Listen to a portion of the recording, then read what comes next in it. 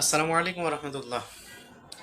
আল্লাহ সুবহানাহু ওয়া তাআলা বলেছেন, বিসমিল্লাহির রহমানির রহিম, ইয়া আইয়ুহাল্লাযীনা আমানু তুবু ইলাল্লাহি তাওবাতান নাসুহা আসা রাব্বুকুম ইউকাফফিরা আনকুম সাইয়্যাতিকুম ওয়া ইয়াদখিলকুম জান্নাতিন তাজরি মিন তাহতিহাল আনহার। হে মুমিনগণ, তোমরা আল্লাহর কাছে তওবায়ে নাসুহা বা খাঁটি তওবা করো। আল্লাহ রাব্বুল আলামিন আশা করা যায় তোমাদেরকে মাফ করে দিবেন এবং এমন জান্নাতে প্রবেশ করাবেন যার পাদদেশ দিয়ে নহর প্রবাহিত হয়ে গিয়েছে। রাসূলুল্লাহ সাল্লাল্লাহু আলাইহি সাল্লামের একটি হাদিস, রাসূলুল্লাহ সাল্লাল্লাহু আলাইহি সাল্লাম তার সাহাবায়ে কিরামদেরকে বলছেন, হে সাহাবায়ে কিরাম, তোমরা আমাকে বলো, যদি বিজন মরুভূমিতে একজন ব্যক্তি সফরের জন্য বের হয়েছে, তার উটের পিঠে রয়েছে তার খাদ্য, তার বস্ত্র, তার সম্পদ।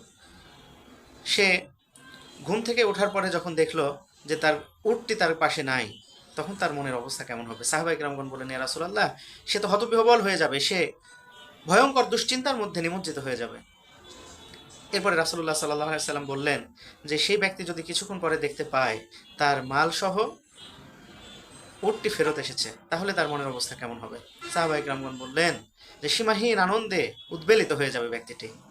আল্লাহ রাসূল সঙ্গে সঙ্গে বললেন, ওই ব্যক্তির প্রতি আল্লাহ রাব্বুল আলামিন এরকম ব্যাকুল হয়ে থাকেন যে ব্যক্তি কোনো গুনাহ করে ফেললো কিন্তু তওবা করে নাই, ততক্ষণ পর্যন্ত আল্লাহ রাব্বুল আলামিন উট হারা ব্যক্তির চাইতেও বেশি উদ্বিগ্ন থাকেন। আর যখন সেই বান্দা আল্লাহ রাব্বুল আলামিনের কাছে তওবা করে ফিরে আসে, সেলফ অ্যাসেসমেন্ট করে যখন ফিরে আসে, আল্লাহ রাব্বুল আলামিন ওই উট ফিরে পাওয়া ব্যক্তির চাইতেও বেশি খুশি হয়ে যান। আল্লাহ রাব্বুল আলামিন আমাদেরকে তওবা করার তৌফিক দান করুন। আসসালামু আলাইকুম।